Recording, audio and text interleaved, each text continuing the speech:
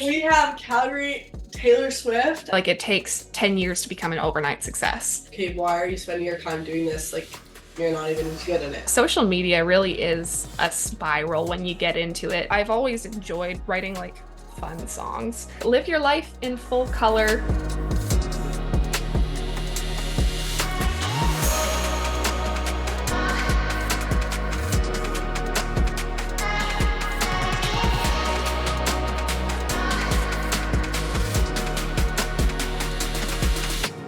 It's time to get loud. Welcome back to Loud Talk with Lavi, a podcast where we break down the walls of beauty standards one flaw at a time. And today I have a very special in-person guest for anyone watching on YouTube. Please give a warm welcome to Lavinia. Well, thank you so much for having No, me. thank you for having me. I literally feel like I'm in the presence of the local Calgary celebrity. Calgary. Literally. We have Calgary Taylor Swift. I don't know. I've heard you, announce yourself that way on TikTok. So Calgary Taylor Swift in the house today in the Loud Talk space. Thank you so much for being here. Yeah. I want to jump right into it. So obviously you have started doing performances, a lot of like Taylor Swift covers. You got the hair. You make your own outfits, right? Like Yeah, you're just doing it all. What kind of inspired that? I think you've mentioned like you've been a Taylor Swift fan for a long time.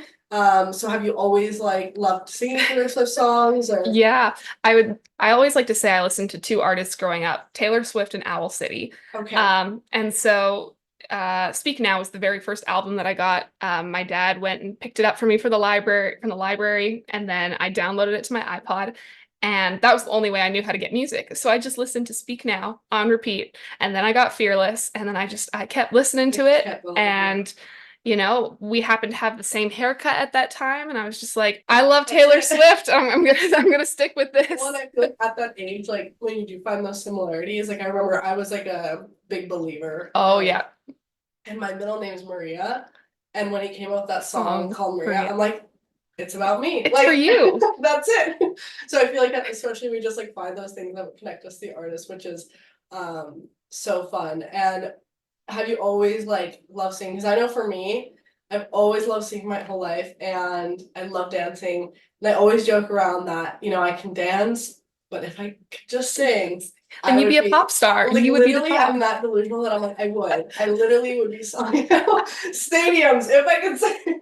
Well, singing really is a skill. Like I've always loved to sing. I've never been good at it. I would just, I would actually play Minecraft, and then I would have Jar of Hearts by Christina Perry just playing in the background while I'm playing Minecraft for like 8 hours in the summer as a kid.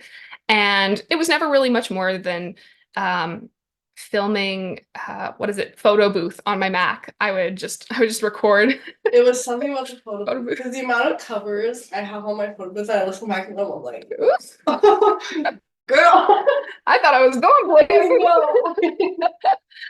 And so I decided, I'm just going to bring that into my adult life because, when I did that as a kid, I had fun with it. But I was like, I got to take this seriously. I'm going to give it 100% of my effort with that like gung-ho of a child, but with the self-awareness of an adult and some of the resources of an adult. And I'm just going to show up at this university open mic. I'm going to be Taylor Swift. I'm going to get a singing teacher, and I'm just gonna see what happens. Because maybe once I get my dance lessons, then we can go sell out stadiums together.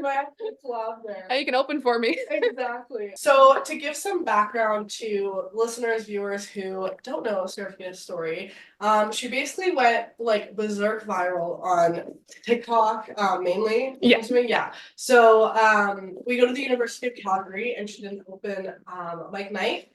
One day, posted the videos, and they went crazy. Now, how was that for you? Like, were you expecting that type of attention online? Definitely not. It was weird to say the least. I'm not really used to much attention.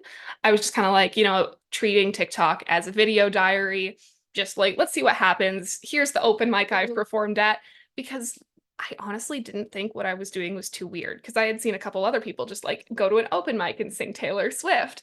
And I felt like I was only maybe half a step above it by just putting on like the costume that I made.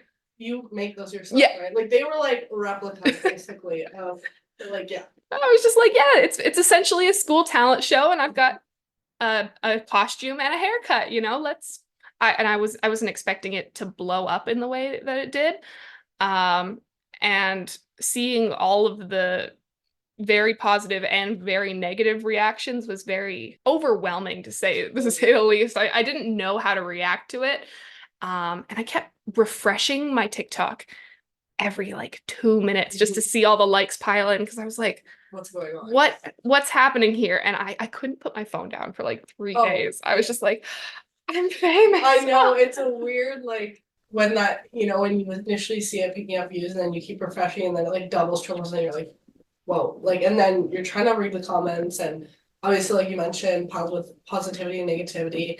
But since like you weren't on social media before, how was that negativity for you?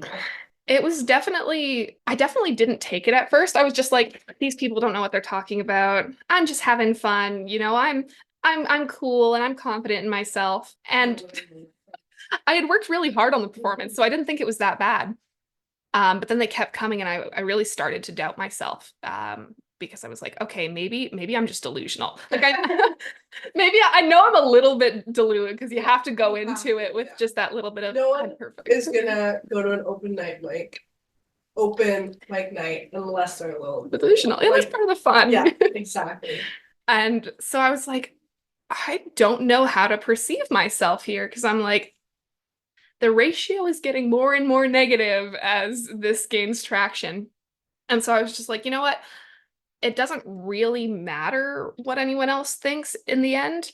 Like, I might not be perfect. And, you know, it was a little bit of a wake up. And I was like, you know, I can just keep working. Like, I worked really hard on this for a week. What happens if I work on it for 3 weeks, a month, 2 months?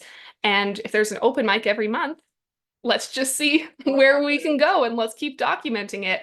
And whatever happens, happens. And haters gonna hate. I think that's such an amazing perspective, and I love that, because I think there's so many places that I want to dive into with this. So the main thing is, like, I think so many people are so scared of opening themselves up to hate on a daily basis, and it's really like I get questions all the time too, like, how do you deal with the hate? How do you deal with the hate? And for me, I have to really look at it as like noise rather than like actual honest opinions. Because if those opinions are maybe coming from like a close family or friends, or in your case, you know, a like famous artist came to you and were like, Serafina, like, these are some things you can improve on, you know, you're gonna take that with, you know, to heart, like, be like, okay, I'm gonna apply this, and they put energy into this comment, everything like that. But all the like little just hate and like hating on you for stepping up there from people that are, one, hiding behind their screens, don't have a profile picture, don't have a username, like, you know, you have to look at it from that perspective of like, would this person actually ever do what I did, or are they just hating on me just because? Right? Yeah. Oh, they just love to stir the pot. I know. I mean, I used to be like that as a kid when I was young, and I saw the internet for the first time. I would never leave hate comments on things, but sometimes I just wanted to spew words into the world. And so I like to sometimes look at people's profiles, and I like to see that if it's like an 11-year-old being like, you should go kill yourself and you're gonna get sued, I'm just like, oh, you're me. Like, well, you take that into consideration that it's like, this is a kid, like, who like just got on the internet. Exactly. Like, my thing is always when it's like full ass adult men, and even women, especially and men. Because I'm like, what are you doing? Like, I had a guy once wrote me like a novel on how much he hated looking at my face and all this. I click on his profile and it's like, proud dad to 3 beautiful daughters. I'm like, huh? Like, what are you doing on my page? I'm like, I still consider myself a kid. Like, yeah, you know, I'm like, what are you doing out here hating on me? When you have children, and like if your daughters grew up to be honestly like successful entrepreneur, businesswoman, and like engineer like you would be proud and you would say only nice things. Like, what are you? But yeah, it always comes down to that. And I think a lot of people can't rationalize, okay, like, how can you put yourself out there and then not only do it once, but then you come back and upload again with another performance and another performance. And how is it for you? How long has it been since that open mic? So that was in September of 2023. So we're coming up on a year. Yeah. Okay. How is it like, have you watched it back? I have watched it back recently, and in some ways, I feel like I've gotten worse. Only Really? because I'm more aware of what I'm doing wrong. Mm, And so when I went into that very first performance, I went in with the impression that, yeah, I have some basic singing abilities. I have, I had no dance abilities. I knew that. Um, See, I love how like aware you are of like your ability. And so I watched the video and I'm like, they say I did something bad. And I'm like fully going for it. And now when I try and do it, I want to like use all my vocal support because I've learned proper technique. And I'm like, I can't hit the note healthily because in that first video I was just yelling. Yeah. But it was like, I had that blind confidence Yeah. behind me. So it was fine. Now it's like, I'm too scared to hit it because I don't want to damage my voice and get notes. That's And fair. so I'm hyper aware of everything that's Right. wrong. And so I'm getting better, but Mhm. I'm more critical. Yeah. No, for sure.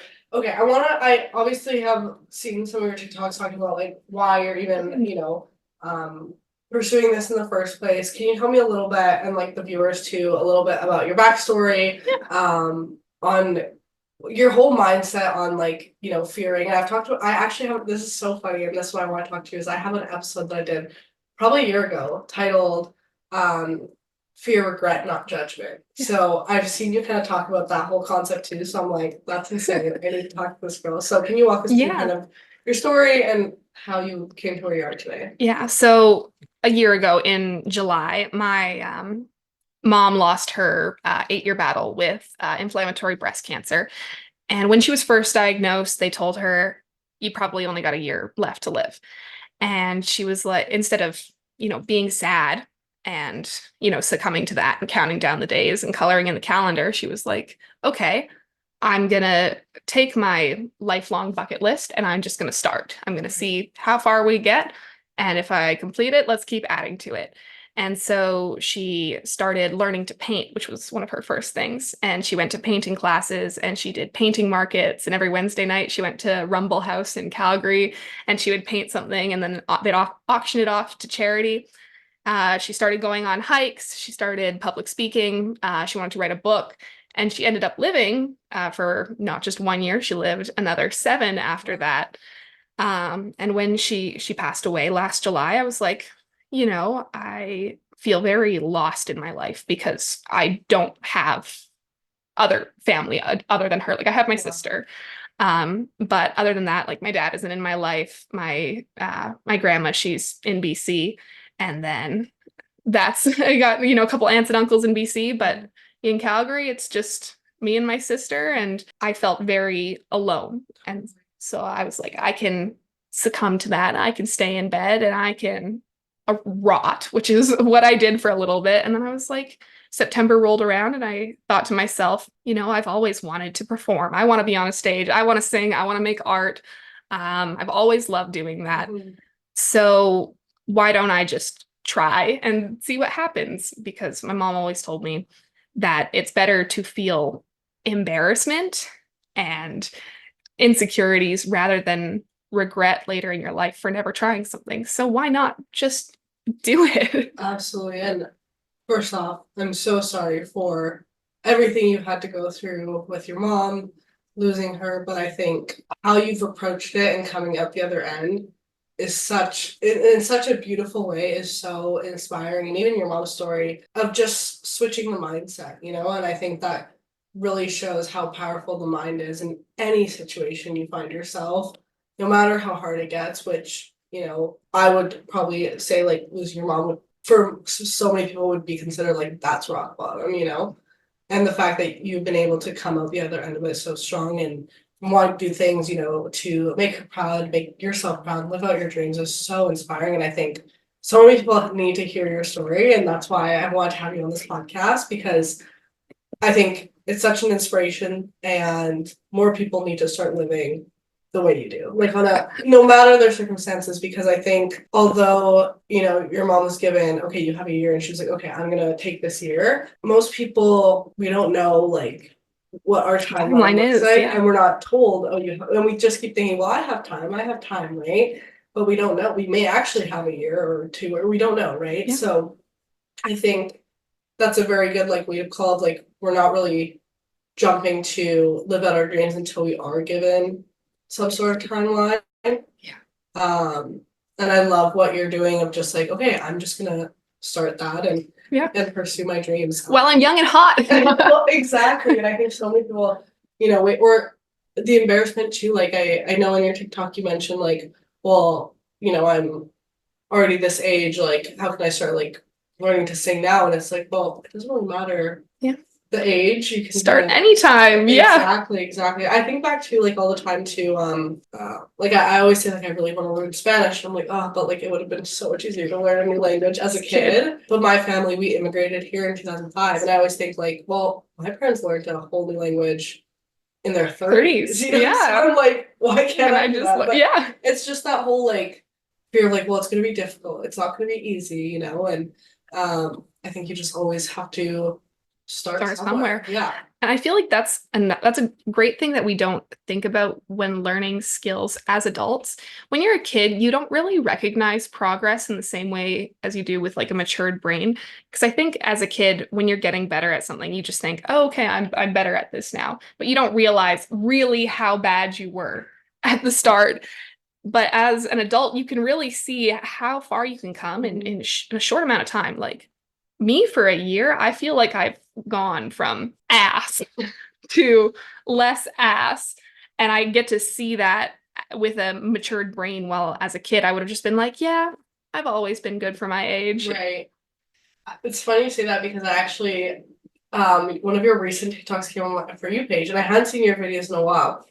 And I listened to it, and the way my mouth dropped, because I was like, is this like a TikTok sound, or are you actually singing? Because I'm like, holy shit, you've been through so much. Oh my God. Which one was it? Or if you don't, if you don't remember. Okay, it was one where, again, I'm not a singer, so I never know lyrics, but you replaced the lyrics with like my notes are so good or something. Oh my God.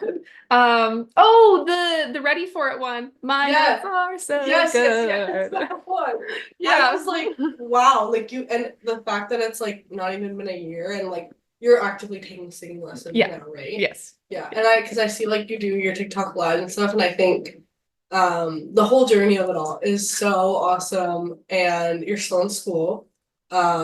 So the fact that you're just like living, and I think that's so important because I think so many of us and even people I talk to, they're like, well, I want to get into content creating, like with what I do, but I'm gonna wait until this, or I'm gonna do this, and it's like, just start. Quit. Even if you don't have the time to do it 8 hours a day, 30 minutes a day, an hour a day, like whatever it is, just start with something. Because if you say like, well, I'm just gonna wait till this time to start it, then it's like, well, you don't know what the circumstances are like. Yeah, and it's really is a routine when it comes to like content creation. Before I did like the Taylor Swift stuff, I wanted to be like a makeup influencer so badly. Wait, the makeup skills are like, I see your graphic liner right now. I really like doing like fancy eyeshadows, and in 2019 I really loved like all of the what was her name? I don't know. She would draw like flowers and stuff on her eyelids. And I found that it was so much work to just post my eyeshadow for the day, to like take a picture and then post it. Even if it only took like 10 minutes, I was like, oh, this is a routine that I'm going to need to get into. And it really is just start doing it. The first one's always the hardest. And, you know, if someone makes fun of you, that means you just have fans. Exactly. That's the biggest thing is like, well, and I always think like if I am getting haters, that just means that my video is reaching people outside of my demographic. Yeah. So like how could there not be people that don't like what I'm doing, right? Yeah. So but I love makeup for that too. It's just like it's such a fun creative escape, and especially with eyeshadow, like you can do, because like the base makeup, yeah, you can play around with it, but like all in all it's gonna look pretty similar every day. But the eyes, like you can do everything, the colors, so much with it. And speaking of makeup, I did put together a little bag for you. Oh my goodness. I tried to curate it. You don't have to open everything. Oh my god, but I'm excited. To curate things. I'm gonna open. Oh my god. To performing and stuff. Oh my goodness. I'm so excited. Yeah, no problem. I know you said you love.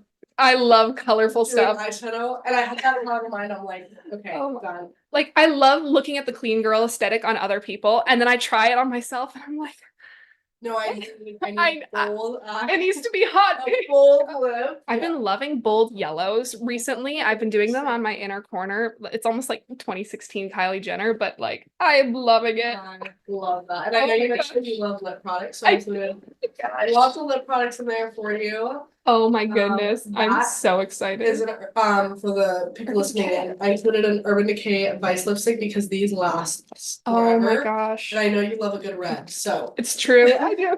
Oh my god. I was like, this will be perfect. I'm like so excited to go through everything. I don't want to like waste time on your podcast. No, like, oh my god. So you just mentioned new EP. Yes. Tell me about, okay, so you were doing Taylor Swift covers, all of that. Was your plan always like start creating your own music?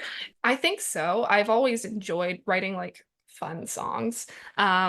Even I had a like Nintendo DS, and what you could do is you could record little audio files. And as a kid, I would just be like, I love my puppy dog, love it so much.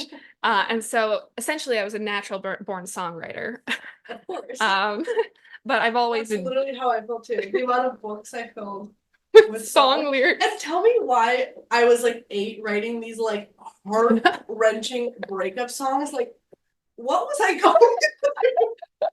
Like, I need to find these journals and look back at them because like I don't understand. I would always write like death songs about like my own funeral. I'd be like, everyone is sad and she has died. Don't.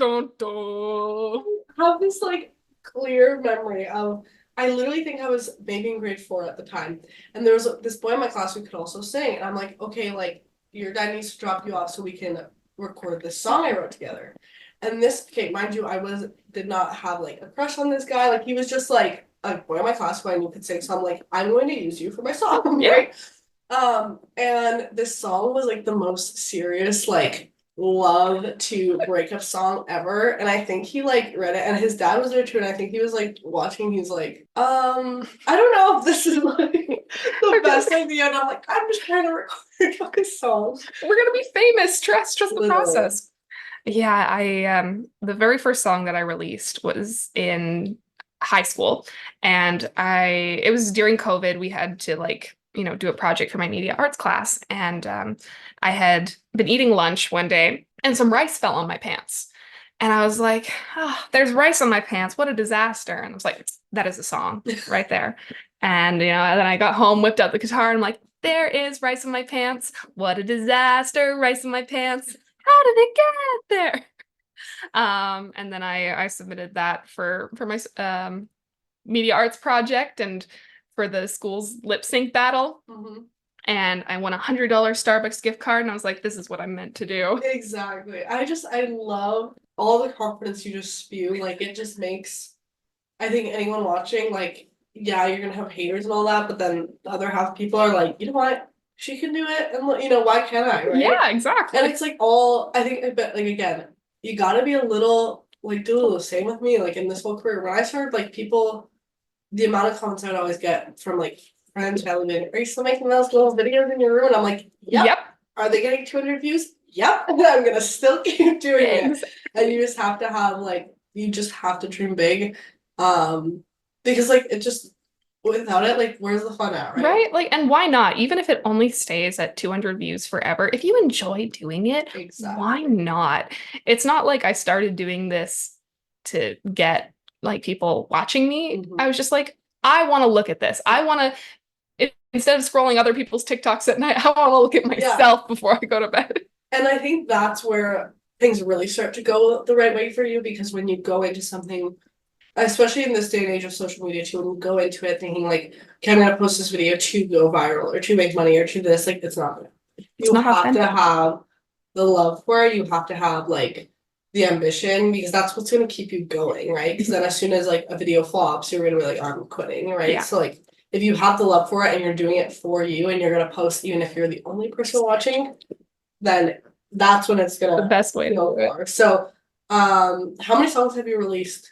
Yeah. Since? So I technically only have one on Spotify right now, which I called my debut single, Mr. Fastcar, which came out March 14th. So stream Mr. Fastcar, you're gonna love it.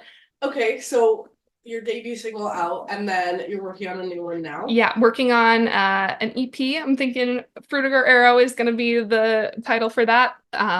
but I want to just have like summer owl city music. I find it very frustrating right now that not a lot of artists are kind of stepping out of the box with instruments.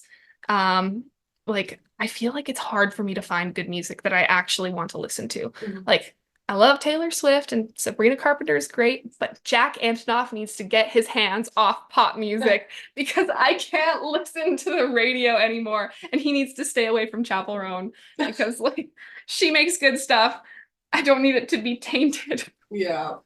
But The yeah, radio, yeah, I can't really listen to it anymore either. It just feels like the same same things stuff over over and and over. over and over. And then I have an opportunity to go out to Nashville to do a couple performances there and get to meet What? some people that's still in the works. That So is so cool. I literally 2 days ago, I go up to my mom. I'm like, I really want to go to Nashville because it just looks like so the much best fun. time. Yeah. So, let me know when you're going. Maybe Yeah. I'll come out and watch.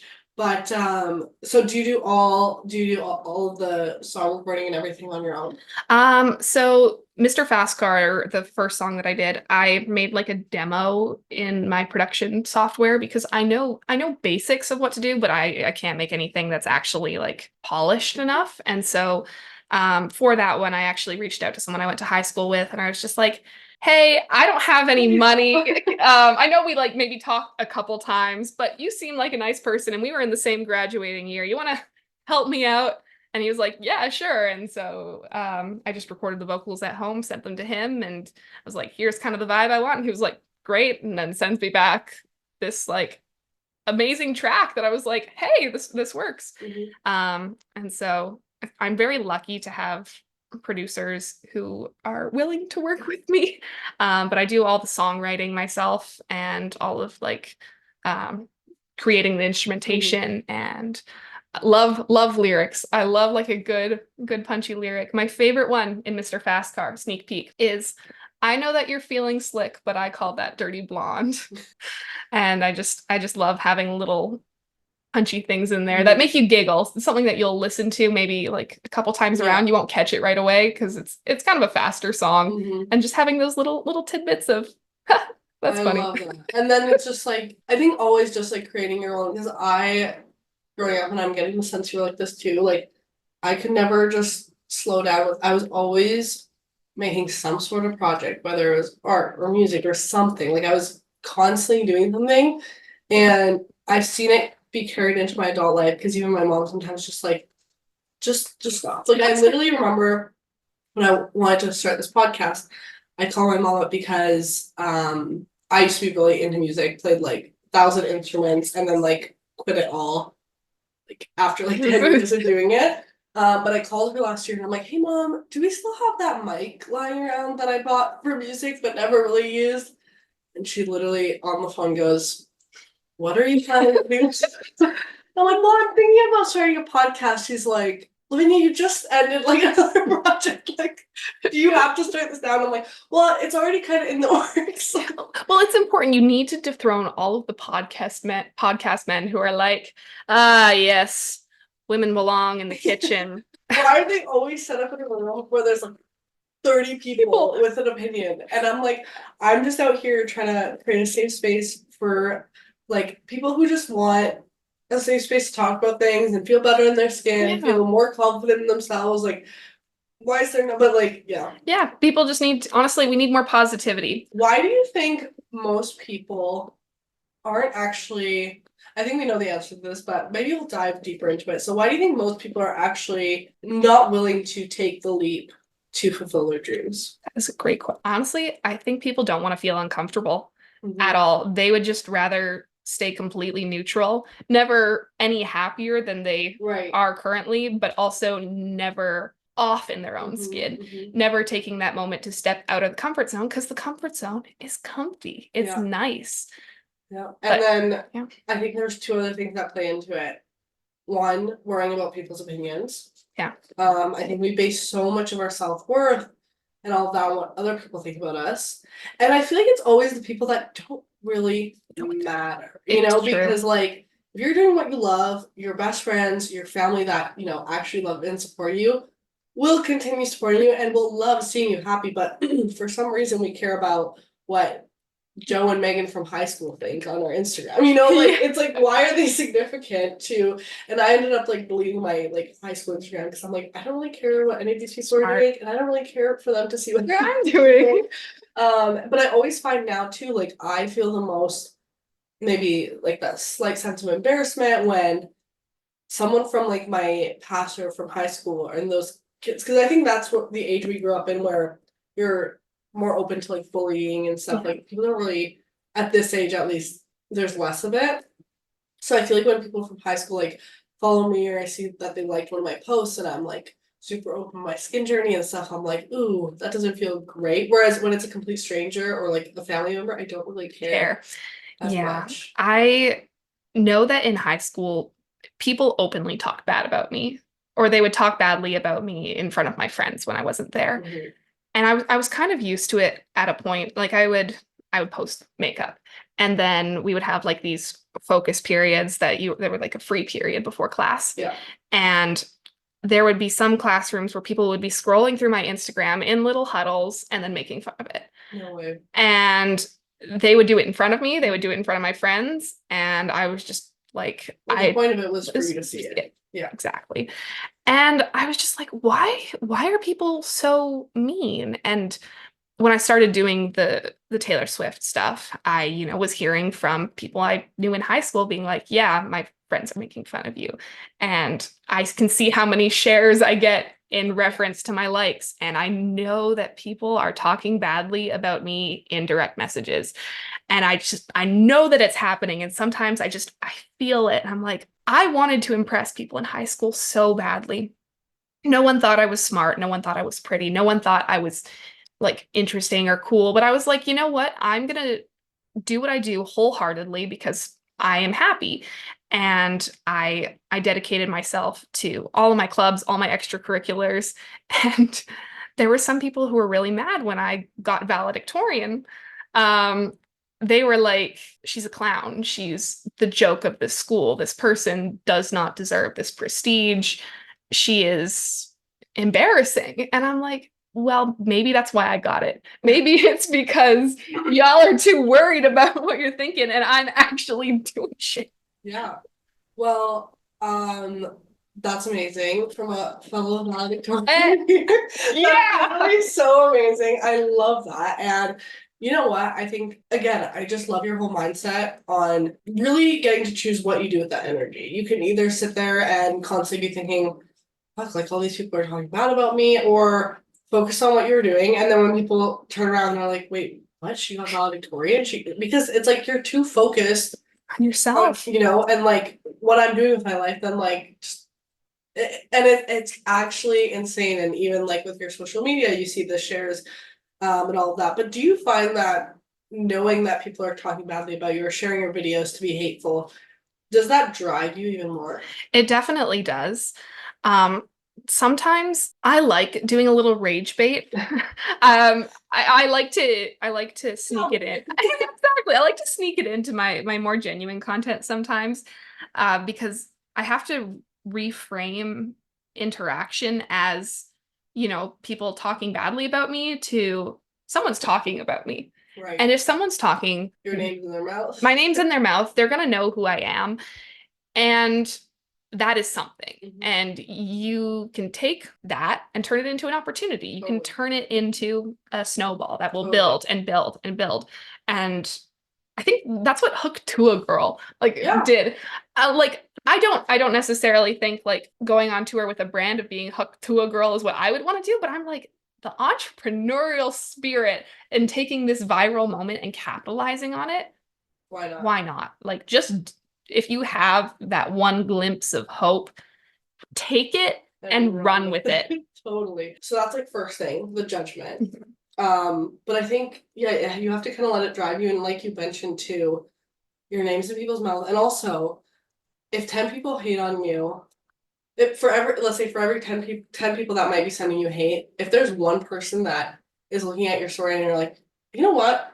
I'm gonna go pick up that talent that I want to try out or take a lesson here and there or try this new sport or activity, right? So it's like that has to also mean be something. the main Yeah. intention behind it. I had a really great interaction with someone recently. I performed a gig at the Whiskey Rose in Calgary, which is so cool. It You was have to let me great. know next time you do a gig. Yes, I know that I'll have one in September, of course, for the open mics. But it was really sweet. I had this lady come up to me and she was a mom and she was like, you know, I saw your TikToks and your Instagram and I absolutely love what you do. And it was your video about your mom that inspired me to take my daughter on a trip to Europe to go see Taylor Swift because you know, our time isn't guaranteed. And I want to create those memories with her. I'm not going to wait until, you know, she's older. Like, you know, she'll remember a concert at 6. Like, I'm gonna try and create those memories every single day. And I was just like, every single hate comment that I get means nothing compared to that. Like that has stuck with me for, it's been weeks now. And I think about that every night. And I'm like, if that's all I do with my life, then I've lived a good life. Yeah, that will stick with you for life. Yeah, you just have to keep that like forefront, which I know you are doing. And then I think people also, the reason also that people don't chase after their dreams is because the fear of like failing. But it's like you have to fail at some things to get somewhere, right? And even if you do fail, like what are you gonna learn out of it, right? Exactly. But I think people either think, okay, I'm only gonna do this if they have like guaranteed success. Failure gives so much more meaning to success. If you have constant success, you don't feel it. It is a plateau and it does not feel good. And then it just starts to seem as something that you should be having, right? And like, oh, like you're not gonna appreciate it the same way because it's like, well, this is just my usual. Yeah, I expect to do well. I'm gonna always be amazing. And then when you do fail, it hits you. Yeah, a little bit of failure is good. You know, build strong bones. Exactly. And you need that balance of like believing in yourself, right? And like being like, I will succeed, but it has to be balanced out with like, I do believe that I will succeed, but if I fail here now, it's okay. And I always have to reference like even because I launched my own business, my own skincare line last year, and I always get questions, especially from like people like friends, family are always like, so are you guys making crazy sales? And it's like, we just started, like we're a tiny brand. It's literally me and my co-founder, like we're working on it, but it's not going to be an overnight success. And I'm not saying there isn't cases that there are, but you have to slowly work on it. Exactly. And some people might see that as like a failure, but for me, it's like this has to grow from somewhere. And I even think back, I always reference back to like stories like Coca-Cola had 20 bottles that they sold in their first year. The Kardashians, who have like the most influence ever, have started hundreds of businesses that have failed, right? Oh yeah. So it's like, if even them with that much influence have businesses that are failing, it's like, who am I to say that my business needs to succeed right off the bat? Yeah. They say like it takes 10 years to become an overnight success.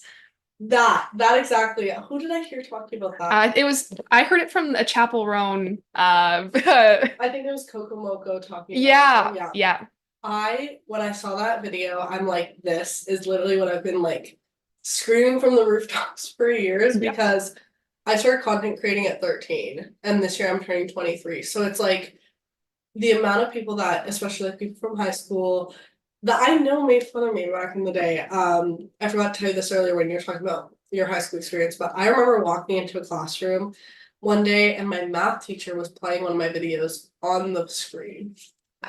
Oh. And the students were making fun of me because they're like, you only have 2,000 subscribers. And I'm like, that's 2,000 subscribers. That's really good. Like, channel at, but back then I'm like, oh, I should be embarrassed about this, right? Whereas looking back now with like adult eyes, I'm like, and where was their channel that they're posting on, but people do come up to me now and they're like, you're so lucky that you built this career. You're so lucky. And I'm like, I'm very grateful. I'm very grateful for every opportunity that's come my way, but I wouldn't really say it's luck. I have nonstop continuously posted content daily for 10 years. Exactly. It's not, you can't call it luck. And I think so many people, when they do see overnight successes, they think, oh, this person just came out of nowhere. And there are some anomalies. I mean, Talk to Girl, like she didn't have a social media presence before. But yeah, like even people like Sabrina Carpenter, like she's been in the game for so long. Yeah, like she started out even like 5, Yeah. just doing child acting. Yeah. Like, And now people really know her name, but it's like you just have to wait. Like I feel like you have to continue putting in work, and even all the times that you think, okay, like there's no point in me doing this anymore. Like for me, if I quit at 8 years, I'd be like, well, I've been doing this for 8 years. Like it still hasn't paid off. I'm done. I wouldn't have been getting like all the benefits I'm seeing now, right? Yeah. So it's like almost. I feel like after you hit that very like low point of like almost giving up, then it just yeah, exactly. totally. One thing that held me back a lot, like speaking of Sabrina Carpenter, is I was so jealous of people who had more than me and had more opportunities. Because I went to Springbank High School, which was full of rich oil and gas kids. And, there were girls who had parents who owned record production studios. And, so and so's got a record deal at 14, right. And she's always going to be the one singing the national anthem. Or we brought in Rob Nash to literally do an entire assembly with one girl to just she gets to sing in front of the whole school for 2 hours. And I remember feeling so much resentment towards that. And like my parents couldn't afford to like do singing lessons for me. And I just remember thinking, if only I had what they had. And I'm just like, I'm so bitter. Right. But I didn't realize how much I did have. Becoming a success is also seeing about the skills that you have as an individual, the resources around you, and once again, like capitalizing on it.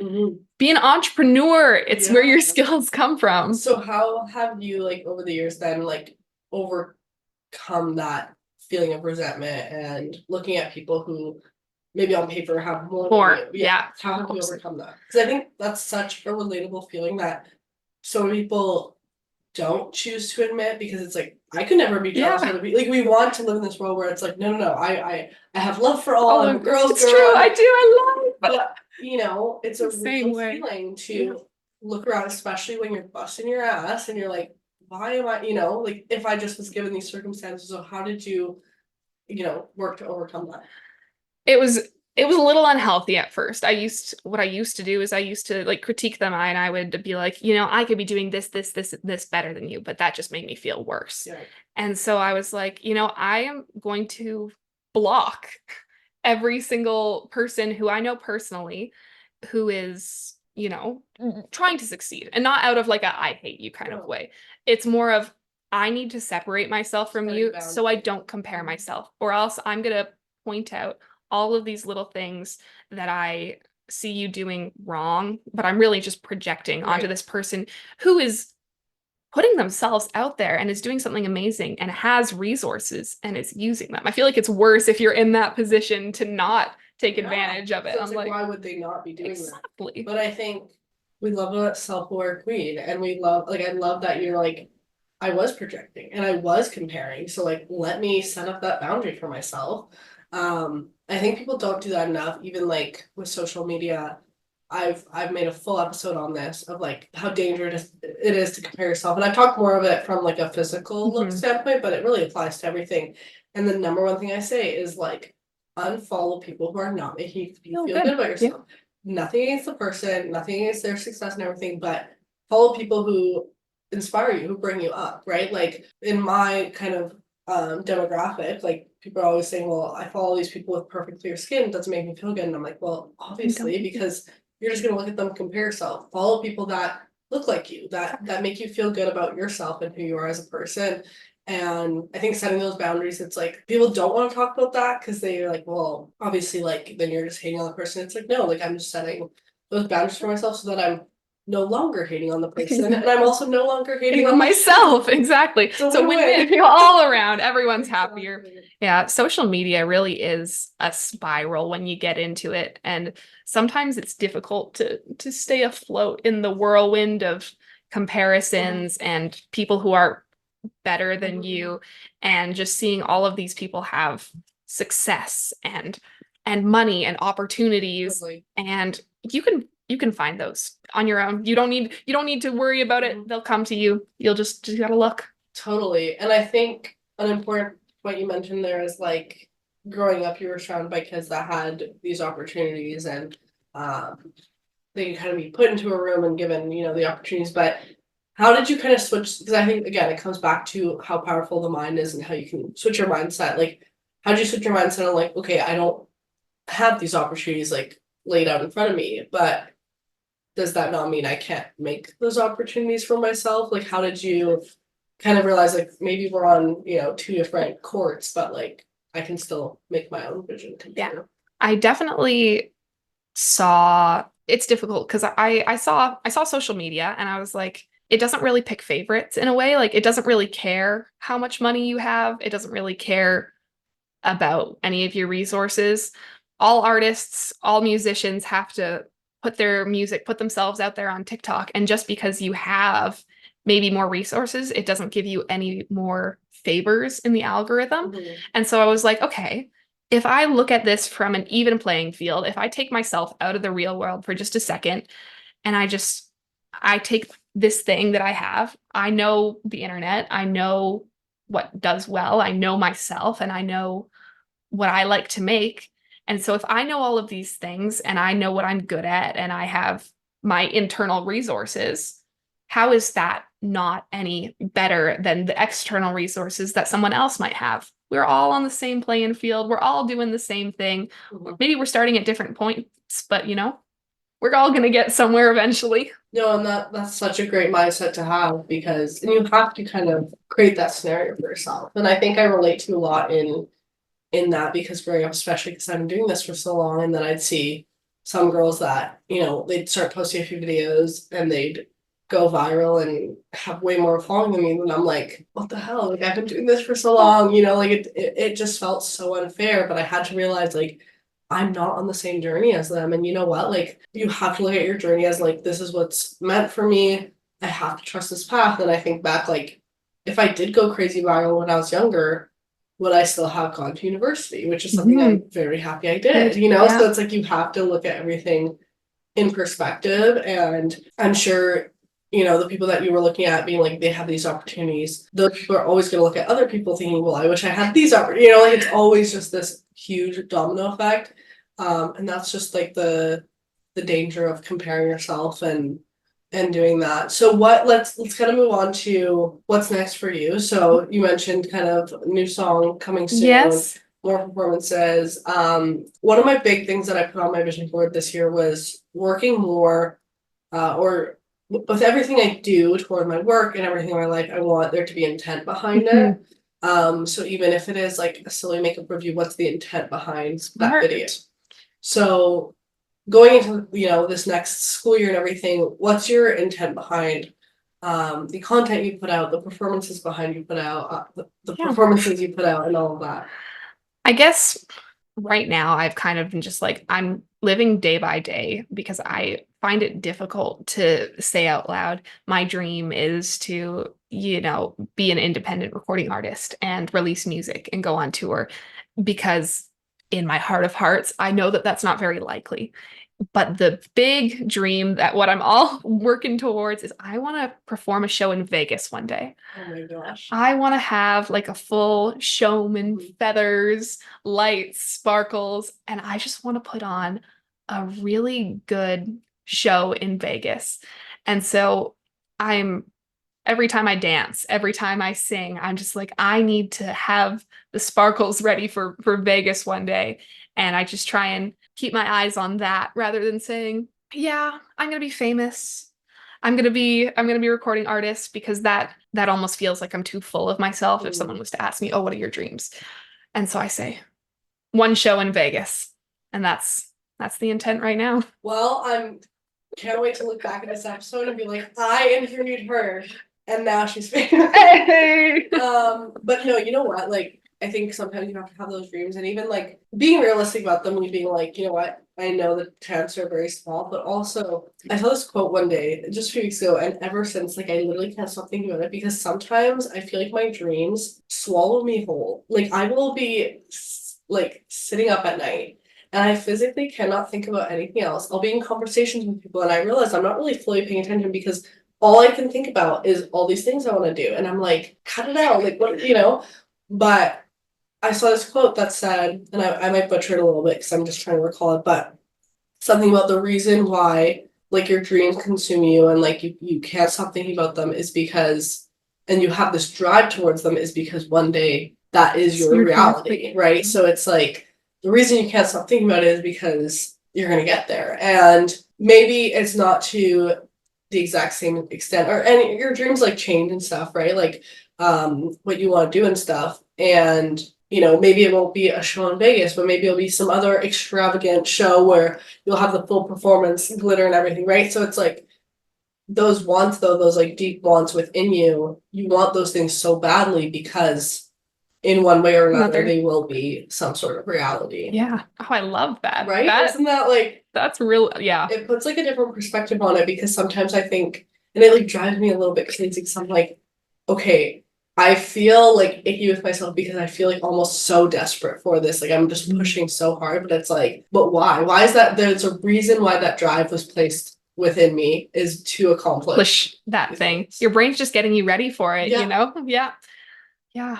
I love that. That's like gonna be in my head Right? now for That really hit me like a truck, and I was like, okay, I'm glad I'm not like the only one thinking this way because, and you know what? Like I think I was having a conversation with someone the other day, and I was debating like if I'm gonna stay in Calgary or whatever, and they looked at me and they're like, "Well, aren't you a dreamer?" And I'm like, "Yeah, yeah, I am." They're like, "Then I think you should just like take whatever leaps that you want to take." And I was like, "You're right," and I just like sometimes you have to like reassure yourself and be like, "Okay, I'm doing this," and the biggest thing at the end of the day is as long as it's making you happy, no matter if those like legit goals are like met or whatever. I think the biggest goal and the biggest accomplishment behind it all is that it's fulfilling. Exactly. And that's all that life is, really. I was asking a couple people on my stream the other day because I was feeling very lost in my direction. I was like, guys in chat, what do you want to do? Like, what are your dreams? Like, what is your life gonna be like?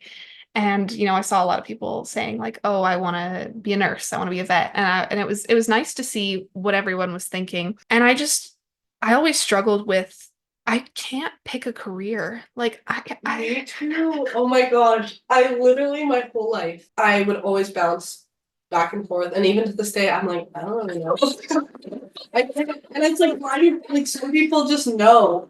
Yeah. But it's like, is that what they Do they know? And sometimes I'd go on like these site trips, like, and because Calgary is so oil and gas, all the engineering site trips would be very oil and gas. I'd see these people like so passionate and they want to know about the rigs, and it's not like I ask questions because I'm like, this is really good for interviewing and stuff. But I'm like, deep down inside me, I don't really care about it. I relate to that. Because like when you're smart in middle school and high school, everyone's like, okay, you're gonna be an engineer, a surgeon, maybe a therapist if you're like bad at this, or a lawyer. Yeah. And if you're anything else, you're dumb. Yeah. Yeah. You're like, oh, you want to do something artsy? Ooh, guess you're not as smart as we thought. I'm just like, I'm too scared of blood to be a doctor. Same. I was like, there's no way. There's absolutely no Not way happening. I'm like, I don't really want to be an engineer. Like, it'd be cool, but honestly, I don't want to put myself through that much stress at school. And then I'm like, lawyer, like, yeah, I'd love to like fight with people and just talk all day. But also, I side of it, yeah. don't want to spend my whole life being a lawyer, because when you pick some of those career paths, it's Well, same with medicine. Like you need to dedicate your life. whole life to it. Yeah. And so it is still very overwhelming because I don't know what my life goals are. I have like this crazy dream that's a 1 in a million, I don't know, 100 million odds. And it's the only thing I'm sticking to. And I'm like, well, I at least got to get my finance degree. It's good that you're doing that, but I also think like that kind of puts some fun into it of like you don't know. And I think in our society, and especially at this age, there's so much pressure to have things figured out, to know exactly what you're going to do, to have your corporate 9 to 5 set out. But I think it's also kind of fun to be like, well, I don't really want to do that. I want to try doing my own thing. And although that's terrifying and it feels very lonely, I get that all the time because I'm like, I'm really placing all my eggs in one basket here. But then I have to think like, I still do have an education that I can fall back on if I need to. Like, it's not like you became a TikTok star at 16, moved to LA. Yeah, like I have to think like I did do all the reasonable things and I set myself up comfortably. but it's still terrifying being like, hey, I'm putting everything into something that is fully my own, and maybe I'm losing time building my career in like a corporate setting, but also like I know that would not fulfill me. And I'll do it if I have to. Like don't get it twisted, like if I need to, and I will absolutely do that. But and I have that degree there in case, but I'm not going to give up on my dreams just thinking like, okay, I'm gonna pick the safe. And I think it goes back to people feeling comfortable and people feeling safe. And I don't think the like whole dreamer entrepreneur path is for everyone. I really don't think it is. But for the people that have that drive within them, you really just have to overcome like the part that's uncomfortable, the fear of judgment, and the fear of like judgment within yourself of like thinking like, am I too crazy for trying this and just doing it? And like we're young, so why not, right? Like your 20s are meant to be scary and uncertain. Exactly. And so like, why not have fun with it? Like I totally agree. And like it's like in your case, like even if you don't make it to Vegas, which I truly believe that one day you will, because I see the dreamer spark in you, and I can like feel it in my heart too. But even if you don't, like imagine telling your kids one day like, yeah, I like did all these performances and like made all these costumes, and you have like video of evidence. Here you like, go, this is me as a kid. That's just so fun, right? Yeah. Like, and it's like this is the thing, because we're all like as kids, I don't know about you, but I was placed into like so many activities with my brother. Like we did dance and sports and music and all this stuff, and it's like when you're a kid, you're put into all these things and you're kind of allowed to spend, you know, I would spend hours a week on piano lessons, and you know, my brother was super into hockey and we dedicate so much time, but then it's like almost as soon as you are supposed to go to university, and if you're not making it to the next level to go to the NHL or, you know, get your level 12, whatever. Yeah. It's like that dream almost has to like end because you've aged turning into a career. But like, where's the room for the people that just want to keep doing it because it's what they enjoy, right? And I'm not saying there's not resources out there. There's so many like adult dance classes and piano classes and all this, but it's almost feel like you have to give it up. Like it's almost like, okay, why are you spending your time doing this? Like you're not even good at it, you know? Like why? So I think we have to give more grace, I think, to just hobbies and having fun. Yeah, like my ex-boyfriend slash situationship's mom, for example, she's great. She started piano lessons, I don't know, maybe in the last like 3 years, and she's like in her 50s.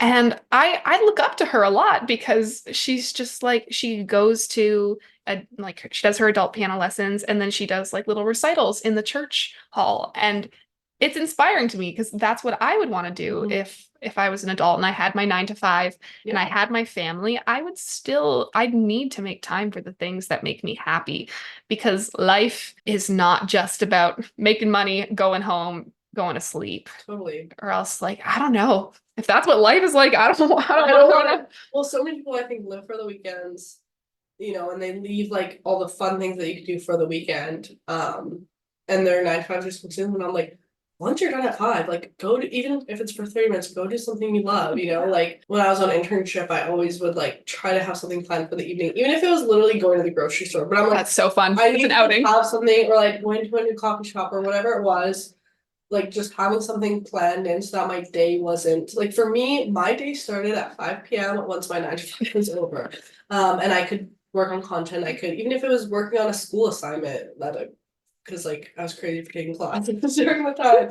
But whatever it was, like I think so many people just constrict themselves to their 9 to 5 and they're like, this is my life, and like they get home and it's like on to the next day. But it's like you still have a bit of time to just do something for you, even if it's 20 minutes. Just something you love. Just a little bit different, add variety to the day so you can remember what you did on each day. Because sometimes if you just do the same thing, they blend. All of them. The amount of times I have to like look at my camera roll and be like, what did I do? Me too. And like I take pictures for camera rolls because I don't know how people were doing it. Like, what did I do on that day? Oh, I took a picture of my sock. Oh, I went on a hike. Yeah, exactly. So before we end this off, what do you want to leave the viewers with? What message, Serafina from the heart, that you want to leave people with?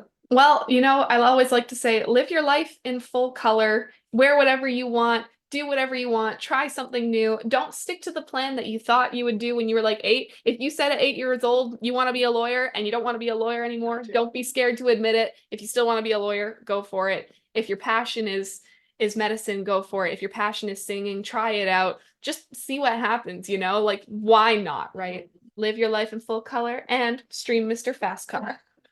Of course, I'll have all Serafina's socials, songs, everything in the description. And I think the main theme of this podcast is just making sure that you're living with the fear of regret, fearing that you're gonna regret not doing stuff in your life rather than fearing the judgment, the uncomfortability. You gotta be a little Lulu, and that's just the fun of it. And yeah, just chase your dreams no matter how big they are, because that's kind of what makes it fun. And kind of gives you that drive to keep going. But Serafina, thank you so much for having me. Coming on Loud Talk with Lavi. This was so much fun talking to you and getting to know you. Again, I'll have all her socials down below in the description. You can check her out, make sure to follow her, check out the songs. But yeah, that is it for this episode of Loud Talk with Lavi. Remember to tell yourself something you love about your skin today. Continue breaking down those beauty standards one flaw at a time, and you'll hear from me next Sunday at 7 a.m. MST. Love you guys. Bye!